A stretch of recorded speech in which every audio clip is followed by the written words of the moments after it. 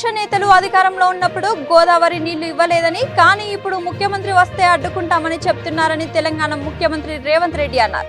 సూర్యాపేట జిల్లా తుంగతుర్తి నియోజకవర్గం తిరుమలగిరిలో నిర్వహించిన కొత్త రేషన్ కార్డుల పంపిణీ కార్యక్రమంలో ముఖ్యమంత్రి మాట్లాడుతూ, రేషన్ కార్డు పేదవాడి ఆత్మగౌరవం, గుర్తింపు, ఆకలి తీర్చే ఆయుధమని అన్నారు. 10 ఏళ్లు అధికారంలో ఉన్న పేదలకు రేషన్ కార్డు, సన్నబియ్యం ఇవ్వాలనే ఆలోచన బీఆర్ఎస్ నేతలకు రాలేదని విమర్శించారు. తమ ప్రభుత్వం 3.10 కోట్ల మందికి సన్నబియ్యం ఇస్తే రేషన్ దుకాణాల వద్ద బారులు తీరుతున్నారని ఆయన పేర్కొన్నారు.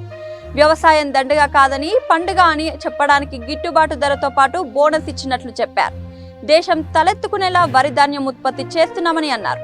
గతంలో 3 రోజులు అధికారం ఇస్తే తుంగతుర్తికి జలాలు తీసుకువస్తామని చెప్పారని, కానీ 10 ఏళ్లు అధికారంలో ఉండి దేవాదుల నుంచి నీళ్లు తేలేకపోయారని విమర్శించారు.